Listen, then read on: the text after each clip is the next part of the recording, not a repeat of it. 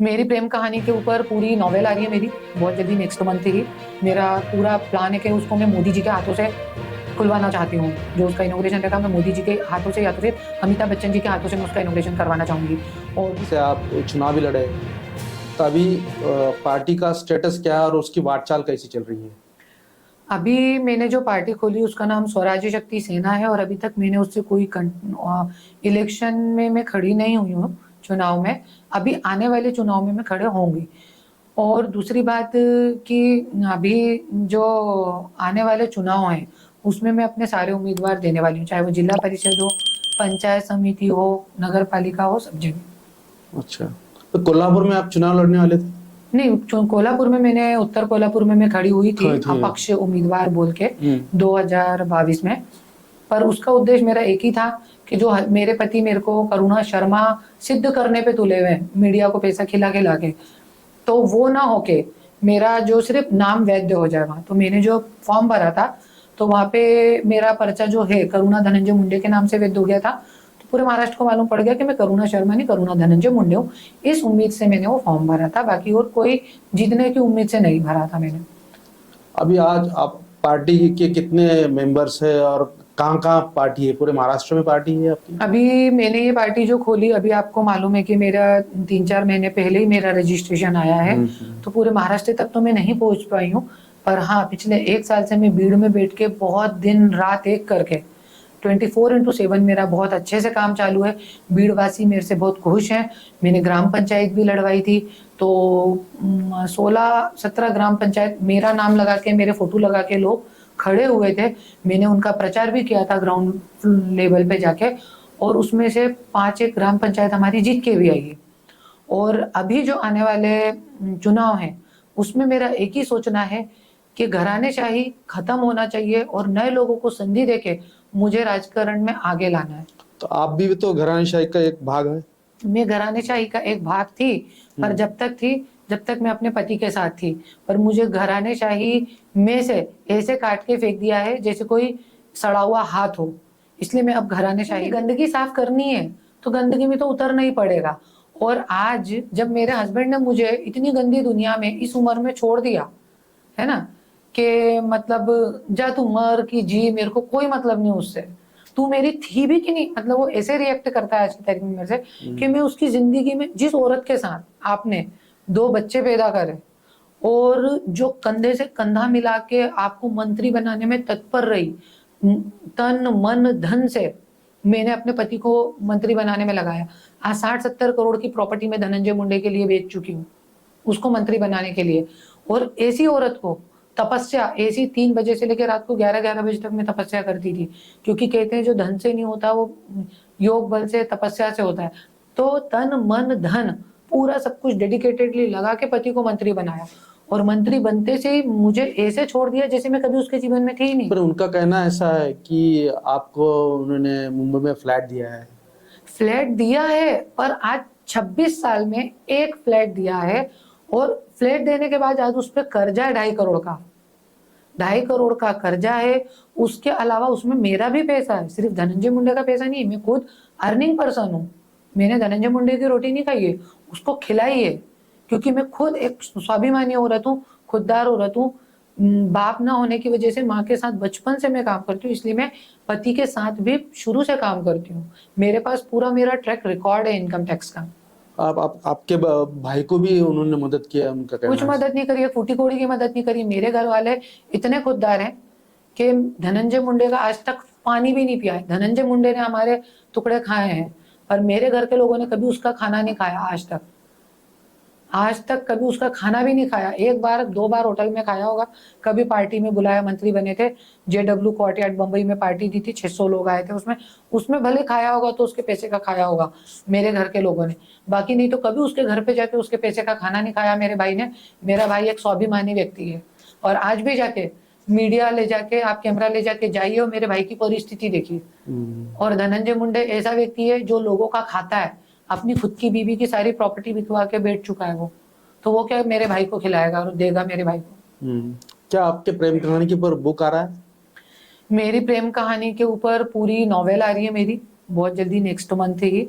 मेरा पूरा प्लान है कि उसको मैं मोदी जी के हाथों से खुलवाना चाहती हूँ। जो उसका इनॉग्रेशन रहेगा मैं मोदी जी के हाथों से या तो फिर अमिताभ बच्चन जी के हाथों से मैं उसका इनॉग्रेशन करवाना चाहूंगी। और दूसरी बात, उसके बाद ऊपर फिर पिक्चर भी बनने वाली है। अच्छा। मालूम तो पड़े ना कि राजनीति में मतलब कितना आज एक पति अपनी पत्नी को, और पत्नी ही नहीं हूं मैं उसकी, सिर्फ पत्नी किसी की भी होती है, पर मैं वो औरत हूं जो जिसको धनंजय मुंडे ने पागलों की तरह प्यार किया। और मैं, मेरे साथ मेरे पति मेरे पति बन के नहीं, मेरी आत्मा बन के रहे। तो आज मेरे शरीर में आत्मा है नहीं, इसलिए मैं निडरता से जी रही हूँ कि एक मरी हुए लाश जैसी मैं जी रही हूँ। मैं किसी से नहीं डरती। क्या तो बुक नॉवेल आएगी, पिक्चर आएगी, सब कुछ आएगा। अच्छा, नॉवेल के खुद लिख रहे हो आप कोई? हाँ, मैं खुद ही लिख रही हूँ। ओके, कहाँ तक करुणा धनंजय मुंडे, एक आश्चर्यजनक प्रेम कथा। ओके, कहाँ से शुरू हुई है प्रेम कहानी आपकी? इंदौर से। अच्छा। इंदौर से शुरू हुई है। हाँ। गोपीनाथ मुंडे जी जो थे, हाँ। उनके साथ मेरे हस्बैंड भैयू महाराज जी करके एक महाराज थे, उनके आश्रम में अक्सर आया करते वो थे। हमारे हाँ, छत्रपति और मेरे को संभाजी नगर के मुंबई जवाई। दिखाने वाले मेरे पति हैं। ओके। जी, मुंबई मेरे को मेरे पति ही लेकर आए। ओके, कितने साल हुए इसको? इसको 96 से आप 29 दिसंबर 1996 अच्छा, आप जोड़ लीजिए। तब से अब आप शादी कब हुई? 27 साल हो गए, 98 में। अच्छा, तुरंत शादी हो गई। ये हाँ, शादी कहाँ हुई? इंदौर में। इंदौर में हुई। अच्छा, फिर ये शादी छुपाने का कारण क्या है? शादी छुपाने का, देखिए बम्बई में मैं रहती थी इतने सालों से, तो पब्लिकली तो वो मुझे लेके ही जाते थे। मेरे पास सारे फोटोग्राफ्स हैं। मंत्री भी बने तो 600 लोगों की पार्टी दी थी। पूरे मेरी जिस बिल्डिंग में मैं रहती हूँ, एकदम टॉप मोस्ट मुंबई के लोग रहते हैं उसमें, एकदम टॉप लोग। वो सब लोग वांद्रा में नहीं, शांताक्रूज में। तो वो सब लोग आए थे, मेरे हस्बैंड के दोस्त लोग आए थे, सब लोग आए थे। तो छुपाने का कुछ बात ही नहीं थी। पर और जब मेरे को मालूम पड़ा 2016 में कि मेरे पति ने दूसरी भी शादी कर रखी है, तब बात इतनी आगे निकल चुकी थी। तो मेरे घर वालों ने भी मुझे समझाया कि अब कुछ भी करके क्या फायदा, तेरे 2 बच्चे हैं, उसके 3 बच्चे हैं, अब तू कर भी लेगी तो क्या करेगी करके। तो मैंने भी सोचा कि चलो ठीक है। और फिर सबसे बड़ी बात, मैं अपने पति से सच्चा प्यार करती थी, तो उसकी गंदगी भी छुपाना मेरा फर्ज है। और उन्होंने मेरे को वचन भी दिया था कि जो रिलेशन रहेगा तुमसे ही रहेगा मेरा, वो सिर्फ नाम के लिए रखी हुई है मैंने। तो मैंने बोला तो भी ठीक है। 3 बच्चे हैं ना? नहीं, 2016 में, तब तक तो तीनों हो चुके थे ना। ऐसा। और इसके अलावा भी बहुत सी बातें जो मैंने अभी खोली नहीं है मीडिया के ऊपर। ओके, बहुत सी बातें, बहुत सी। ऐसी कौन सी बात है? बहुत सी नहीं, वो जब आएगी ना तो पूरा भूकंप मच जाएगा महाराष्ट्र में।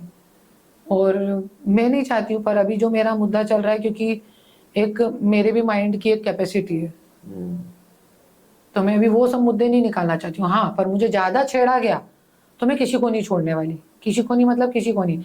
और जैसे कि सब लोग बोलते हैं कि मेरी जान पे भी हमला करवा सकता है।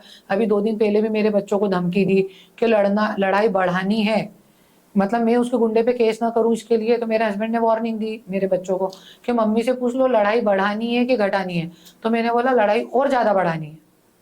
ओके। तो यदि ये लड़ाई बढ़ती है और यदि मेरी जान को धक्का लगता है या मेरे को, मेरे बाल को भी ठेस पहुंचती है, तो मैंने इतना अरेंजमेंट तो कर रखा है कि ये पूरे राजकारणी लोग जो हैं, जो आज धनंजय मुंडे के पापों को छुपा रहे हैं, उनका सबका चिट्ठा सामने आएगा। इतना तो मैंने करके रखा है इंतजाम। तो इसलिए मेरे बाल को धक्का ना लगे, क्योंकि अभी मैं भी समुद्र में तैरते तैरते तैरना सीख चुकी हूँ। चाहूं तो मैं आज भी खोल सकती हूँ, पर मतलब नहीं है ना, उसकी जरूरत नहीं है। पर कल को गलती से भी मुझे झूठे केस में डाला जाता है जेल में, या फिर मुझे मेरी जान को हानि होती है, तो मैंने ऐसे सेफ इन हैंड में दे रखा है कि जो इमीडिएट रातों रात, ये सब लोग क्या हैं, इनकी असलियत, इनके अंदर की कितने अंदर है ये लोग, कितने बाहर है। धनंजय मुंडे का तो मोस्टली, अभी भी धनंजय मुंडे का भी चरित्र पूरा मैं नहीं लाई हूँ सामने, पूरा नहीं लाई हूँ, 50% क्या है। सिर्फ लोगों को ये मालूम है कि हम पति पत्नी, पर पति पत्नी के पीछे भी और क्या है धनंजय मुंडे, ये पिक्चर पूरी अभी बाकी है, अभी इंटरवल के बाद से बाकी पिक्चर। अच्छा, फिर नॉवेल से भूकंप होने वाला है? हाँ, नॉवेल से भूकंप होएगा, बहुत बड़ा भूकंप होएगा। फिर पिक्चराइजेशन कैसे करेंगे आप इसका? पिक्चर तो मैं पहले नॉवेल आ जाए, नॉवेल का क्या इम्पैक्ट रहता है वो देखते हैं। और उसके बाद यदि 2024 में मैं चुनाव जीत गई, नौरा वर्सेस बायको, वो जीत गई तो 100% संजय लीला भंसाली जी से मैं अपनी पिक्चर बनवाऊंगी। अच्छा, तो आप परवरी से लड़ने वाले हैं हम्म। धनंजय मुंडे के खिलाफ? हाँ। ऐसा क्यों? आप तो पति है उनके, वो आप तो पत्नी है उनकी। पत्नी तो हूँ, पर मेरे को इस लाइन में लाने वाले वही है ना। मैं स्वेच्छा से नहीं कर रही, मैं राजकारणी औरत नहीं हूँ, ना ही मुझे ये राजकारण में कोई इंटरेस्ट था। धनंजय मुंडे ने आपको राजकारण में लाया? हाँ, वही मेरे को लाए, क्योंकि आज वो ना मुझे छोड़ देना, मैं राजकारण में आती।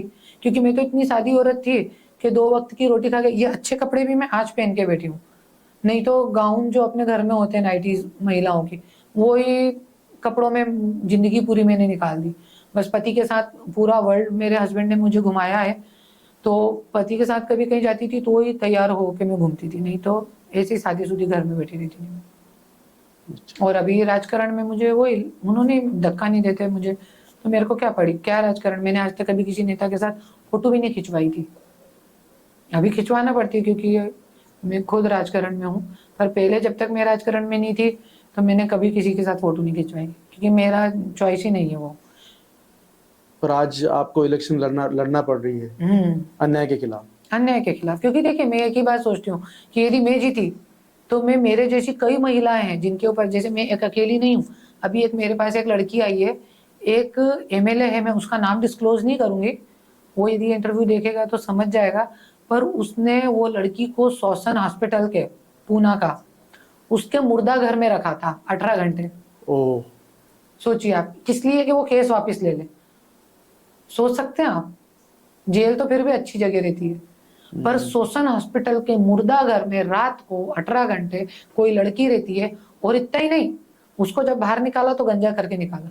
ओह, इतने लंबे लंबे उसके बाल थे। मैंने सोचिए आप, ऐसी दर्दनाक भूखी शेरनियों को, वो लड़की भी मेरे साथ है, और ऐसी भूखी शेरनियों को मैं ढूंढ ढूंढ के इकट्ठा कर रही हूँ, और आने वाले 2024 के चुनाव में सबको आमदारगी के लिए खड़ा करूंगी मैं। पूरे सीट्स लड़ने वाले हैं? कोशिश तो मेरी वही रहेगी, पर जैसे कि फंडिंग भी लगती है एंड मुझे कोई पॉलिटिकल बैकअप नहीं है इस वजह से, और फंडिंग खूब लगती है।